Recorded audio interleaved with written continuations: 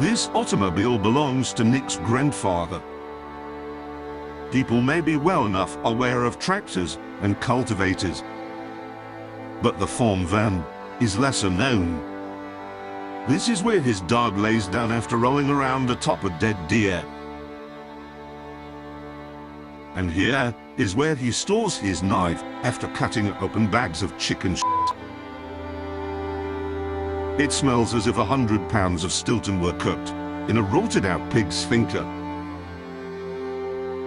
There's only one thing to do. Clean the holy hell out of it.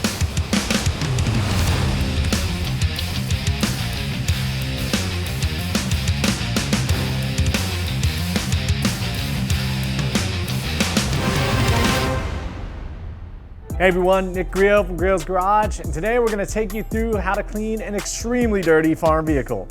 This beautiful minivan behind me belongs to my grandfather who, bless his heart, does not really care about cleaning his car.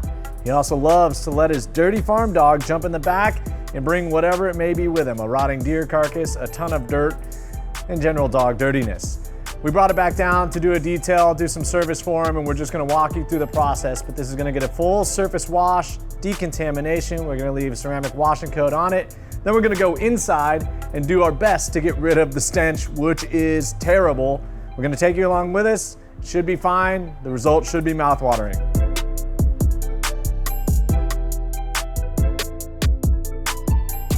So the first thing to do when you have a car this dirty is really a heavy vacuuming step. Remove the floor mats.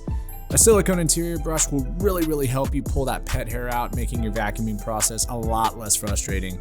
The amount of soiling throughout this car meant we had to vacuum. And if we didn't have that brush, we would definitely not have removed enough hair. With all the nooks and crannies in these minivans, which actually are pretty cool, we had to vacuum again. I probably spent about 2 hours in this interior because I'd stop one day, come back the next, see something I had missed or another patch of hair that had just popped up from nowhere. But we finally got it all done, and it looked and smelled a lot better after that step. Once you've done your vacuuming, then you've got to go and clean up the surfaces of the car. We used odor neutralizing leather cleaner and horsehair brushes for all the seat surfaces. The odor neutralization in this product is excellent, so it'll definitely freshen up even a really dull interior. For the hard plastics, we kept using horsehair brushes, but we used interior cleaner to get into the seams with those brushes and also just get rid of the heavy soiling that was everywhere. After we got rid of the dirt and dust using interior cleaner, we were sure to follow back up with interior detailer just to leave behind some UV protection. We even brought in compressed air for some of the nastiest seams. As you can see, this is where the dog gets in. Having detailing swabs is essential for any fine detailing work and was really important for all the nasty seams in this interior. Once you've done all the heavy lifting, the easy part is the Odor Exterminator. Simply add water, put it inside the car, close all the doors, and wait 24 hours. If that interior wasn't enough, now we got to clean that extremely dirty exterior. We're going to use some of our favorite foaming tools to minimize the work we needed to do by hand. We started with foaming surface prep. This alkaline-based cleaner, while allowed to dwell between 5 and 10 minutes, easily breaks down the organic contaminants that we're dealing with. Once again, this is a farm truck, not something that sits in a train yard. And with that proper dwell time and enough rinsing, we did a lot of work without having to touch the car. Spent a lot of times in the seams, cleaning the rocker panels, under the wheel wells where we were just finding dirt and pine needles that we were blowing out with our high quality pressure washer. You can see that foaming surface prep did a ton of work without us having to touch the car.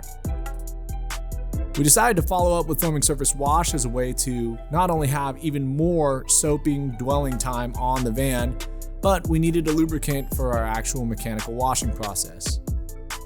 This acts as our car wash soap, and with a clean bucket of water, we were able to walk around the car and wash it. We had to swap out the water in the bucket about 3 to 4 times, but we only had to wash and touch the car once. It's always nice to have a happy helper as well. Of course, we spent a lot of time cleaning the tires and wheels, and then we moved on to decon. We used our fine surface prep mitt and a soap and water mix, and we decontaminated every part of the exterior.